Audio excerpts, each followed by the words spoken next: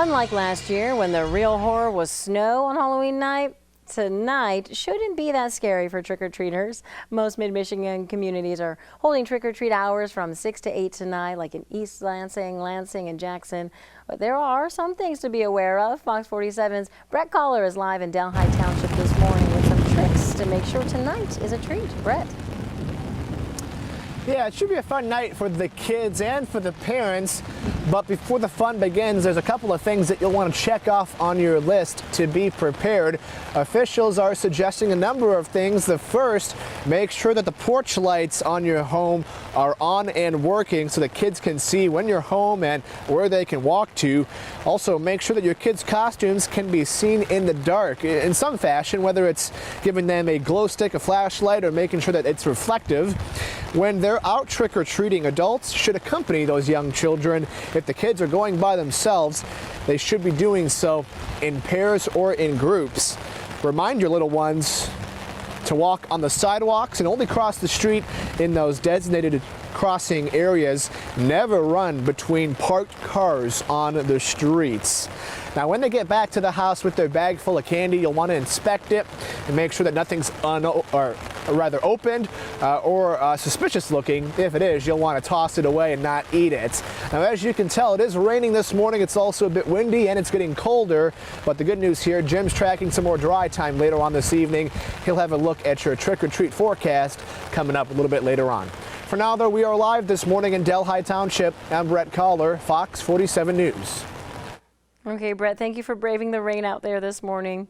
A reminder, if you are driving tonight during trick-or-treat hour, slow down and use extra caution, especially in neighborhoods. There's much more to come on your Fox 47 Morning News. After the break, an Alabama woman gets more than she bargained for when she put on vampire teeth for her Halloween costume.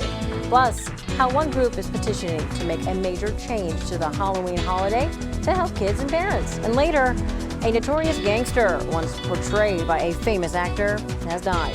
We have the details.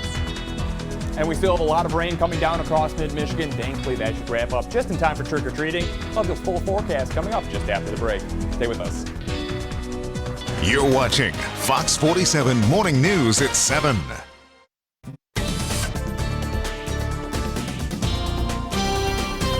Well, we saw a couple pretty good storms move through the area last night, yesterday evening, and through the overnight hours as well. Some areas actually reporting some high hail just a little bit further to our west, but through a majority of the overnight, it's just been the rain showers. That's what we're still dealing with this morning, but obviously you can see the backside of that rain just making its way down 96 towards Lansing. You'll be dealing with the rain for maybe another half hour or so in Lansing, probably another hour or two in the Jackson area, but we'll all be seeing that rain come to an end once we get to the later morning hours.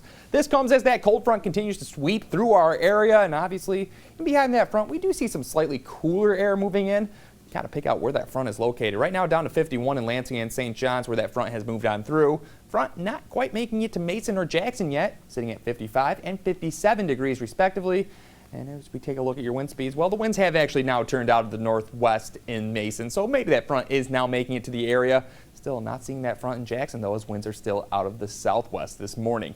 Regardless, we all see that front push through this morning. It does lead to some drier air, but we'll also lose a couple degrees through the morning hours, so we should all be sitting in the low 50s by the lunch hour. But into this afternoon, we get a little bit of clearing, and that'll actually help temperatures climb back into the mid-50s for the afternoon hours. But many of you actually have already hit your daytime highs for today. As we check it out with Future Track, well, we'll see the rain continue to push off this morning.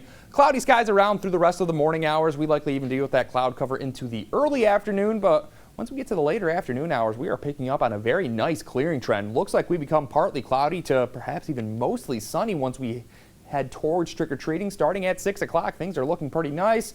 Then the cloud cover rolls on in. Now, the cloud cover rolling in actually causes temperatures to hold pretty steady around 50 degrees throughout the trick-or-treating time. And then once we go through the rest of the overnight, well, it only allows temperatures to drop down to around 40 degrees.